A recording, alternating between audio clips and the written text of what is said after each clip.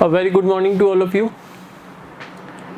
In the last class, we were discussing about types of share capital and we have already completed up to issued share capital. Subscribed share capital हम discuss कर रहे थे बच्चों. आओ आगे पढ़ते हैं. थर्ड पॉइंट था हमारा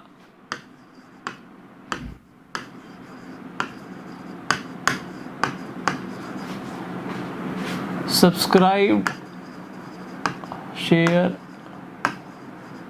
capital. Subscribed share capital is that part of the issued share capital which has been actually subscribed for by the public.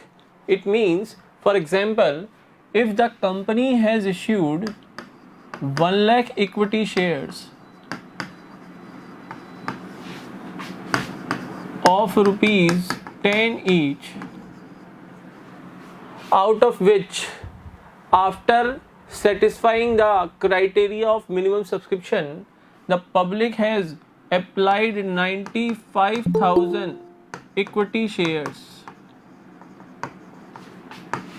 of rupees 10 each, जिसमें से पब्लिक ने सब्सक्राइब फॉर कर ली हैं 95,000 equity shares of rupees 10 each. तो हम कहेंगे बच्चों 95,000 इंटू 10 यानी 9,50,000 rupees is our subscribed share capital. यहाँ पर कल मैंने आपके साथ डिस्कस किया था कंसेप्ट ऑफ मिनिमम सब्सक्रिप्शन.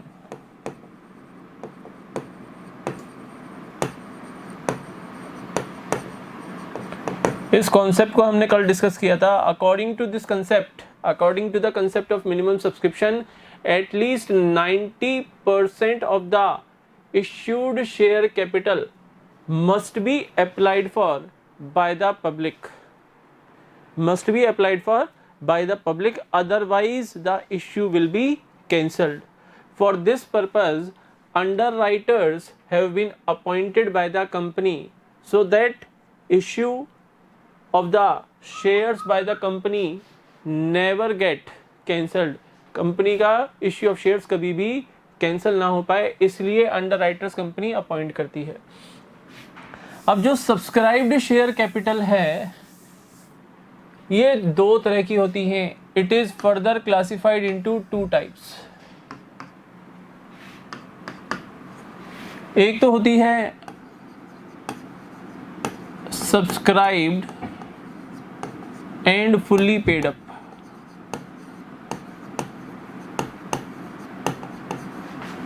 और दूसरी होती है subscribed but not fully paid up.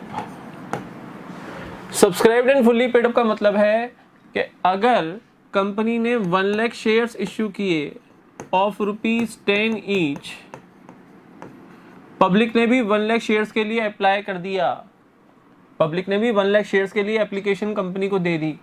अब कंपनी ने इन शेयर्स के ऊपर 10 rupees full nominal value of the share has been called upon by the company. Company ने पर शेयर 10 रुपीज का शेयर है, नॉमिनल वैल्यू या फेस वैल्यू 10 रुपीज है. Company ने पूरी नॉमिनल वैल्यू डिमांड कर ली और शेयर होल्डर्स ने भी पूरी नॉमिनल वैल्यू का कंपनी को पेमेंट कर दिया. तो उसको बोलते हैं subscribed and fully paid up. When the full nominal or face value is called upon by the company and also received by the company from the shareholder, या ये कहें also paid by the shareholders to the company, then such share capital is known as subscribed and fully paid up. ठीक है. Second बात आती है subscribed but not fully paid up की. Subscribed but not fully paid up की. यहां पर 2 reason की वजह से हमारी कैपिटल बनती है subscribed but not fully paid up. There may be 2 reasons. Like company has issued 1 lakh equity shares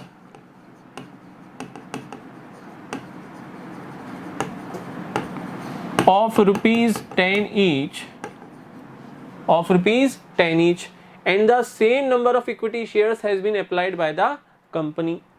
तो मिनिमम सब्सक्रिप्शन का क्राइटेरिया तो फुलफिल हो चुका. अब पहला रीजन क्या हो सकता है? Company has called upon the full nominal value of the share on these 1 lakh equity shares but share holders have not paid the full nominal value. यानी 10 रुपीज में से 8 रुपीज पर शेयर तो शेयर होल्डर्स ने pay कर दिया और 2 rupees per share की जो फाइनल कॉल थी, जो लास्ट में कंपनी ने डिमांड किए थे, आउट ऑफ 10 रुपीज. देखो बच्चों, जो ये नॉमिनल वैल्यू होती है ना, जैसे पर शेयर 10 रुपीज, इसको कंपनी डिफरेंट पार्ट्स में डिमांड करती है. सबसे पहले जब एप्लीकेशन मनी, जब आप शेयर्स के लिए अप्लाई करती है पब्लिक, तो मान लो 3 रुपीज कंपनी ने एप्लीकेशन पे डिमांड की है, इसको बोलते हैं एप्लीकेशन मनी पर शेयर. एप्लीकेशन मनी पर शेयर. जब कंपनी शेयर्स अलॉट करती है तो अलॉटमेंट पे फिर कंपनी फर्दर अमाउंट डिमांड करती है. जैसे मान लो 2 रुपीज, तो इसको कहेंगे अलॉटमेंट मनी पर share.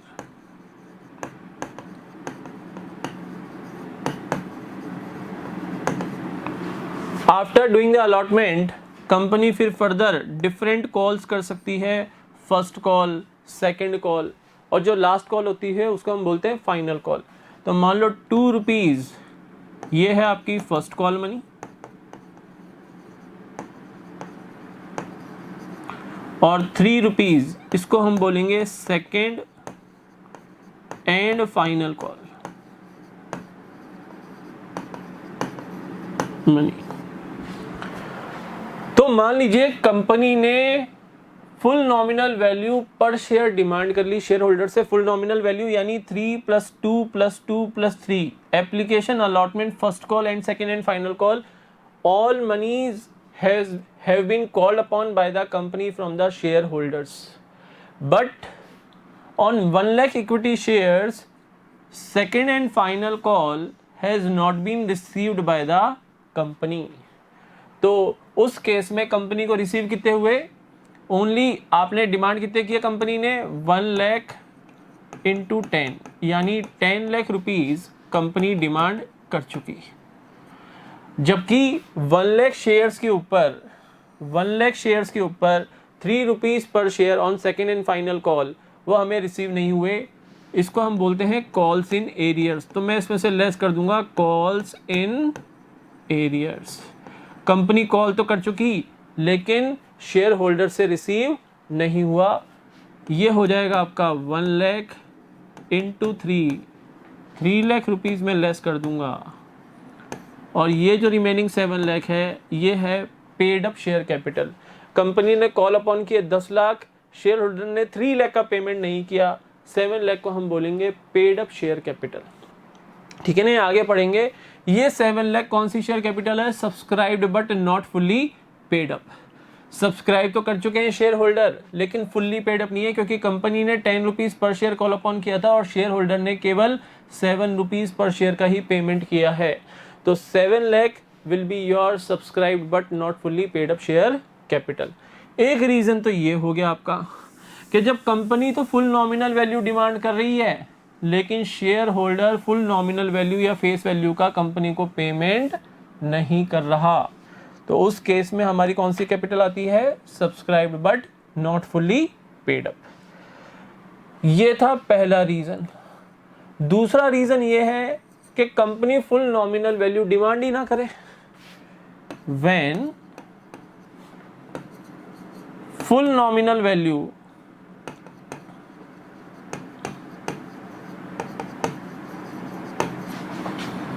is not called upon by the company. इसका भी देख लो एग्जांपल. मान लो कंपनी ने 1 लाख शेयर्स इश्यू किए थे ऑफ ₹10 ईच. शेयर होल्डर ने भी 1 लाख शेयर्स के लिए एप्लीकेशन दे दी कंपनी को. तो एप्लीकेशन मनी ऐसे बाइफर्केशन कर रहा हूँ, 10 रुपीज में से 3 rupees application, 2 rupees allotment, 2 rupees first call और 3 rupees second and final call. ठीक है ना।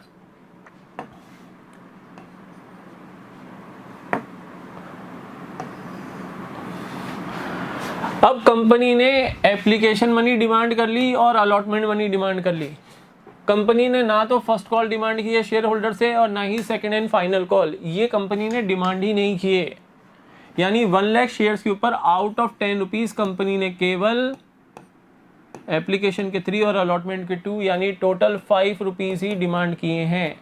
और मान लो शेयर होल्डर ने भी 5 रुपीज का कंप्लीट पेमेंट कर दिया, जितना कंपनी ने डिमांड किया शेयर होल्डर्स ने उतना पेमेंट कर दिया। तो यहाँ पर 1 लाख इंटू 5 यानी 5 लाख रुपीज, इसको आप क्या बोलोगे? Subscribed but not fully paid up share capital. तो क्या यहाँ पर शेयर होल्डर ने कोई डिफॉल्ट किया? Answer is no. कंपनी ने जितना डिमांड किया था आउट ऑफ 10 रुपीज कंपनी ने 5 रुपीज डिमांड किए हैं, शेयर होल्डर ने पे कर दिया। There is no default from the point of view of share holder. क्या यहाँ पर शेयर होल्डर ने डिफॉल्ट किया? Answer is yes. यहाँ पर कंपनी ने 10 रुपीज पर शेयर पूरे के पूरे डिमांड कर लिए 1 लाख शेयर्स के ऊपर। तो पूरे के पूरे 10 रुपीज क्या शेयर होल्डर ने पे कर दिए? नहीं। शेयर होल्डर के पार्ट पे यहाँ पर डिफॉल्ट है 3 रुपीज पर शेयर होल्डर ने पे नहीं किया। तो ये 3 लाख का कॉल इन एरियर। ध्यान रखना, कॉल इन एरियर हमेशा शेयर होल्डर के डिफॉल्ट की वजह से होता है। कंपनी तो कॉल अपॉन कर चुकी लेकिन शेयर होल्डर ने पेमेंट नहीं किया। आई होप ये चीजें समझ में आ गई होंगी। आओ अब कुछ क्वेश्चंस करेंगे।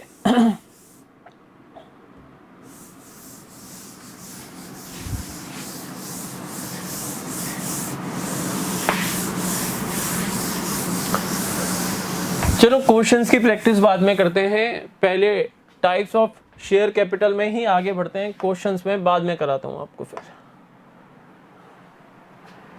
नेक्स्ट है हमारी called up share capital. Fourth number is called up share capital and fifth number is paid up share capital. Called up share capital कौन सी कैपिटल है? देखो, जो कंपनी ने total number of shares issue किए और उसमें से पब्लिक ने जितने number of shares subscribe for कर लिए, यानी पब्लिक ने एप्लीकेशंस लगा दी।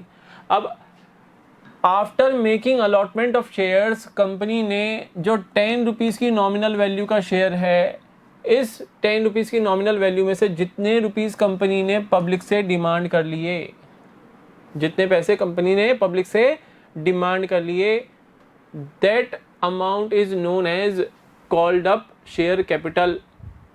यहाँ पे मान लो 10 रुपीज़ में से कंपनी ने 8 रुपीज़ डिमांड कर लिए। कंपनी ने 1 लाख शेयर्स इश्यू किए थे, तो total number of shares issued by the company and also subscribed by the public 1 lakh multiplied by per share called upon by the company 8 rupees. तो 8 लाख को मैं बोलूँगा called up share capital. 8 lakh को हम बोलेंगे कॉल्ड अप शेयर कैपिटल। देखो book में, called up capital means such part of the subscribed share capital. ये सब्सक्राइब शेयर कैपिटल का पार्ट होगी, इश्यूड शेयर कैपिटल का पार्ट नहीं होगी। Called up share capital will always be the part of subscribed share capital. तो called up capital means such part of the subscribed capital which has been called upon by the directors from the shareholders for payment। यानी directors ने इतना amount पर share 8 रुपए director ने share holder से demand किए, जितने डायरेक्टर्स ने on behalf of company demand कर लिए, multiplied by the number of shares, multiplied by number of shares subscribed by the public is equal to called up share capital. ध्यान रखना, subscription भले ही मान लो कंपनी ने इश्यू किए 10 lakh equity shares और subscription मिली 12 lakh equity shares के लिए, तो कंपनी केवल 10 लाख शेयर्स ही अलॉट कर सकती है। कंपनी 2 लाख शेयर्स और इशू नहीं करेगी एट दैट टाइम। एक बार कंपनी ने जितने नंबर ऑफ शेयर्स इश्यू कर दिए, इश्यू उसी लेवल तक लिमिट हो जाएगा। इसको हम बोलते हैं, अगर एप्लीकेशंस ज़्यादा आए और इश्यू शेयर्स कम किए थे, तो या तो जो एक्सेस एप्लीकेशन मिली है 2 लाख शेयर्स के लिए, इनको कंपनी या तो रिजेक्ट करेगी क्योंकि कंपनी इश्यू ही नहीं कर सकती, या फिर कंपनी प्रोपोर्शनेट बेसिस पे अलॉटमेंट करेगी, जिसे हम बोलते हैं प्रो राटा अलॉटमेंट। ये हमें आगे पढ़ना है इसी चैप्टर में। या तो कंपनी रिजेक्ट कर देगी 2 lakh shares, excess application receive हुई और 3 रुपीज़ पर शेयर एप्लीकेशन बनी थी, या तो कंपनी 6 लाख रुपीज़ रिफंड करके काम खत्म, ठीक है। और या फिर ये जो 12 लाख शेयर्स के एप्लीकेंट्स को कंपनी 10 लाख शेयर्स अलॉट करेगी on the basis of pro rata allotment, जो हम इस चैप्टर में पढ़ेंगे फर्दर बाद में, थोड़ा टाइम लगेगा इसमें अभी। तो called up share capital is that part of the subscribed share capital which has been actually called upon by the directors from the shareholders for payment। यानी शेयर होल्डर्स वो पेमेंट करें कंपनी को, directors ने उतना amount call upon कर लिया है। Now next है आपका पेड अप शेयर कैपिटल। चलो बुक के अंदर एक एग्जांपल दे रखा है कॉल्ड अप शेयर कैपिटल का। पेज नंबर है आपका 7.9। If the directors call at the rate of 60 per share on 12,000 shares of rupees 100 each, directors ने 12,000 shares of rupees 100 each issue किए थे और पब्लिक ने इतने शेयर्स सब्सक्राइब भी कर लिए। आउट ऑफ 100 डायरेक्टर्स ने 60 रुपीज कॉल अपॉन किए हैं, तो कॉल्ड अप शेयर कैपिटल कितनी होगी? Called up share capital is equal to 12,000 equity shares multiplied by 60 rupees per share। 7,20,000 will be your called up share capital। I hope clear होगा। Next है आपका paid up share capital. Paid up share capital refers to that portion of the called up share capital। Paid up share capital refers to that portion of the called up share capital which has been actually paid by the shareholders to the company। यानी in the above example 12,000 shares के ऊपर directors ने 100 rupees का पर share था, 12,000 shares थे, out of 100 rupees directors ने demand किए 60 रुपीज़। अगर 60 रुपीज़ ही शेयर होल्डर ने कंपनी को पे कर दिए तो मैं कहूँगा पेड अप शेयर कैपिटल भी 7,20,000 है। लेकिन अगर शेयर होल्डर्स ने कुछ कॉल्स इन एरियर्स कर दी, कॉल्स इन एरियर्स, हाँ बच्चों, जैसे 12,000 शेयर्स के ऊपर of rupees 100 each 60 called up, तो 7,20,000 is your called up share capital. अब मान लो इन 12,000 शेयर्स के ऊपर 10 रुपीज़ पर शेयर कंपनी को रिसीव नहीं हुए, तो इसको मैं क्या बोलूँगा? Calls in arrears. कितनी होगी कॉल्स इन एरियर्स? 1,20,000 रुपीज़। तो ये 1,20,000 मैं यहाँ से कर दूंगा माइनस, बैलेंस बचेगा 6 lakh rupees. This is your paid up share capital. This is your paid up share capital. कहने का मतलब है कि अगर कॉल्ड अप शेयर कैपिटल में से कॉल्स इन एरियर्स लेस कर दिया जाए तो जो रिमेनिंग अमाउंट बचेगा, जो रिजल्टेंट फिगर आएगा, that will be paid up share capital. I hope ये क्लियर होगा। लास्ट जो हमें कैपिटल पढ़नी है that is reserve capital. Page number next 7.10। Share capital is next reserve capital.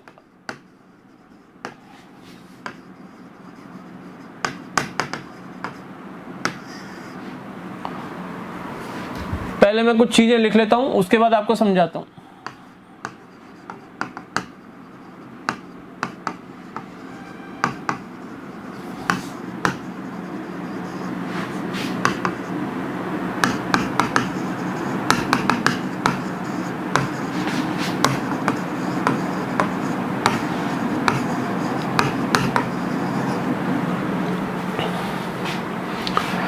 देखो बच्चों, रिजर्व कैपिटल होती क्या है। As per section 65 of the companies act 2013, companies act 2013 के सेक्शन 65 में ये स्टेटेड है कि ओनली एन अनलिमिटेड कंपनी, केवल एक unlimited company having a share capital, जो कि शेयर कैपिटल रखती हो, only an unlimited company having a share capital while converting into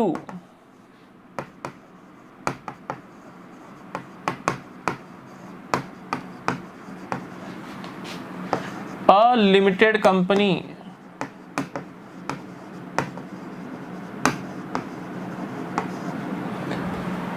only an unlimited company।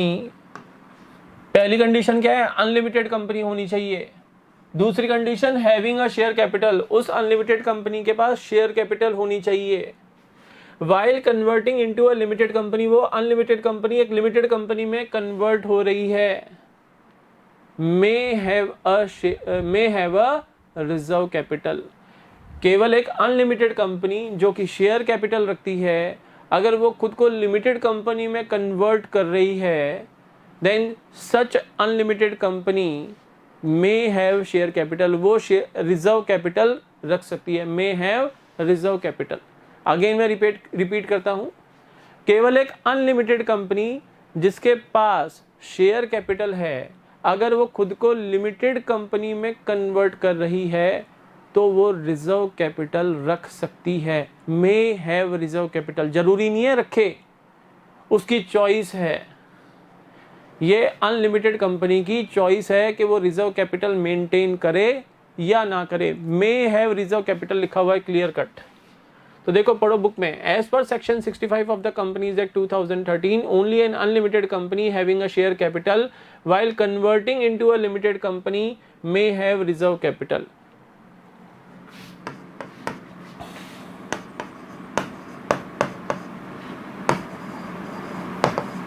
इसको ध्यान से, मे हैव,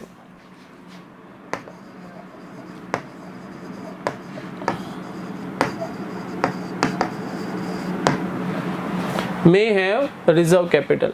अब अगर कोई अनलिमिटेड कंपनी रिजर्व कैपिटल रखना चाहती है तो उसको एक रिजोल्यूशन पास करना पड़ेगा, यानी उसको एक प्रस्ताव पास करना पड़ेगा। उसको एक रिजोल्यूशन यानी प्रस्ताव पास करना पड़ेगा। तो in such a case the company by a resolution, एक प्रस्ताव पास करके क्या कर सकती है कंपनी, रिजर्व कैपिटल कैसे बनाएगी एक अनलिमिटेड कंपनी। या तो जितने उसने शेयर्स इश्यू कर रखे हैं, मान लो उसने 1 लाख शेयर्स ऑफ ₹100 ईच ये कंपनी ने इश्यू कर रखे थे, तो in such a case the company by a resolution may increase its nominal amount of the share capital by increasing the nominal amount of each of its shares and determine that no part of the increased capital shall be called upon except in the event of winding up of the company। पहली चीज क्या है, कैसे company, एक unlimited company जो कि share capital maintain करती है और वो खुद को लिमिटेड कंपनी में कन्वर्ट कर रही है, खुद को वो लिमिटेड कंपनी में कन्वर्ट कर रही है, तो वो रिजर्व कैपिटल मेंटेन कर सकती है। रिजर्व कैपिटल कंपनी कैसे मेंटेन करेगी, by passing a resolution. Resolution pass करके कंपनी क्या कर सकती है, पहला केस कि कंपनी अपनी नॉमिनल शेयर कैपिटल को इंक्रीज करे bye increasing the nominal value of per share and determine that no part of the increased share capital will be called upon except in the winding up of the company। समझाता हूं ये चीज कि company अपनी nominal value यानी nominal share capital यानी registered capital या authorised capital? Company अपनी ऑथराइज कैपिटल को इंक्रीज करे। ऑथराइज कैपिटल को इंक्रीज करने के लिए कंपनी को क्या करना पड़ेगा? अगर 100 रुपीज का शेयर था, कंपनी इसको 120 रुपीज का कर दे। तो पहले ऑथराइज कैपिटल कितनी थी? 1 lakh equity shares of rupees 100 each, यानी 10 lakh rupees. 10 lakh rupees, 1 lakh equity shares of rupees 100 each, sorry 1 lakh equity shares of rupees 100 each पहले थी 1 करोड़ रुपीज। और अब आपने नॉमिनल वैल्यू 100 से 120 पर शेयर कर दी। अब आपके पास है 1 lakh equity shares of rupees 120 each.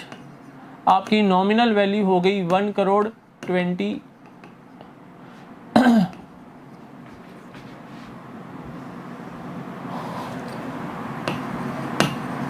1 crore 20 lakh rupees. अब हमारी नॉमिनल वैल्यू कितनी हो गई? 1 करोड़ 20 लाख रुपीज। अब क्या कह रहा है कि ये जो 20 लाख रुपीज आपकी नॉमिनल वैल्यू बढ़ी, आपकी ऑथराइज शेयर कैपिटल या नॉमिनल कैपिटल इंक्रीज हुई, that increased part can be called upon by the company, can be called upon by the company only in the event of winding up. यानी company अपनी life time में, जब तक company run कर रही है, तब तक ये 20 लाख रुपए कंपनी शेयर होल्डर से डिमांड नहीं कर सकती। केवल वाइंडिंग अप के टाइम ही इस अमाउंट को कंपनी कॉल्ड अपॉन करेगी। तो ये जो 20 लाख है, this 20 lakh is known as reserve capital.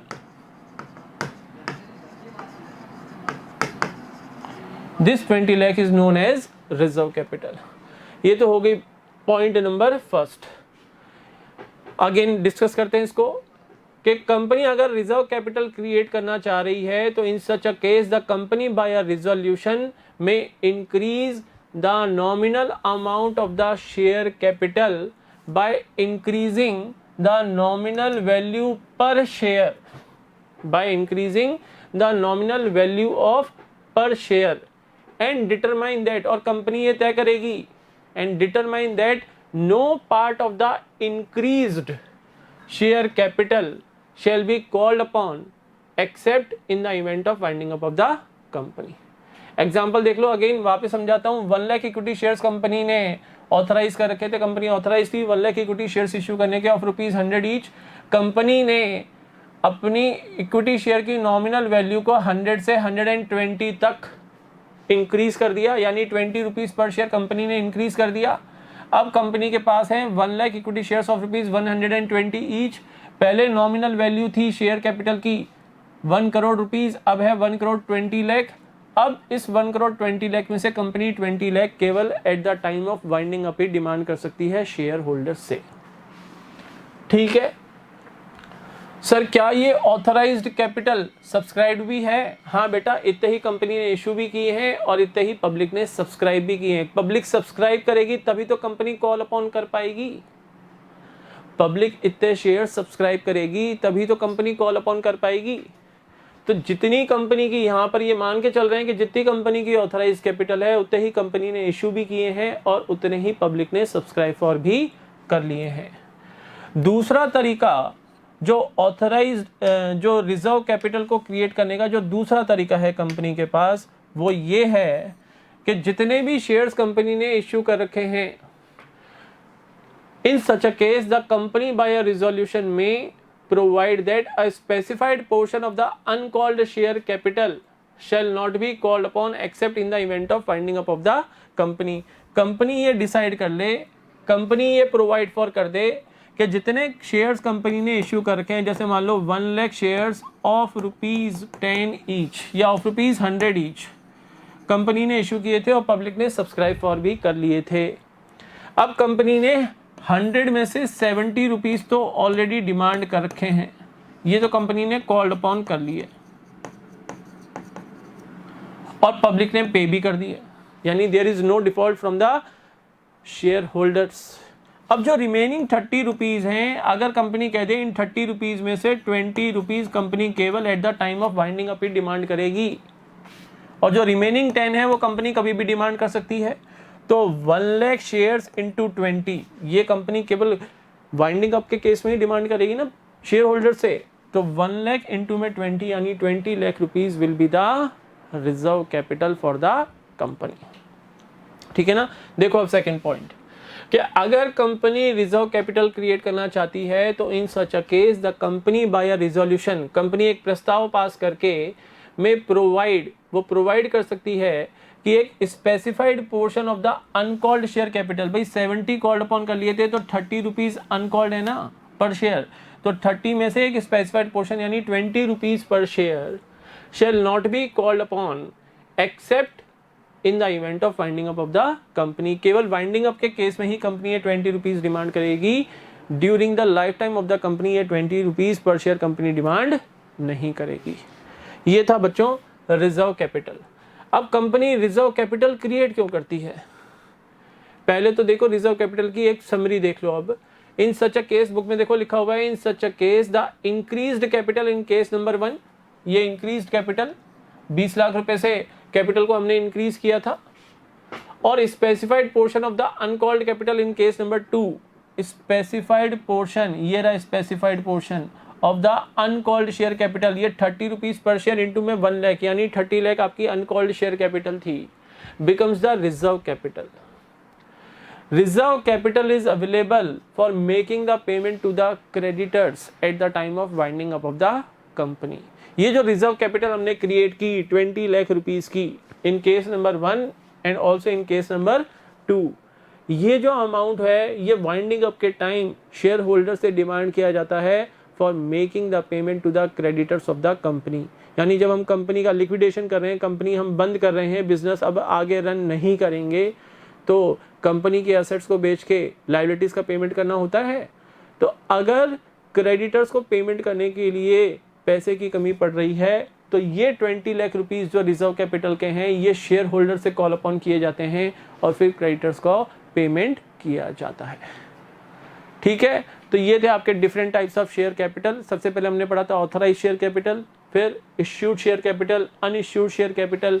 Subscribed share capital में हमने पढ़ा subscribed and fully paid up, subscribe but not fully paid up. After that हमने पढ़ा called up share capital, paid up share capital, और लास्ट आज हमने पढ़ा reserve capital. अब कल की क्लास में हम करना स्टार्ट करेंगे कुछ questions related to the share capital of the company. So that's all for today. Have a good day to all of you. Goodbye.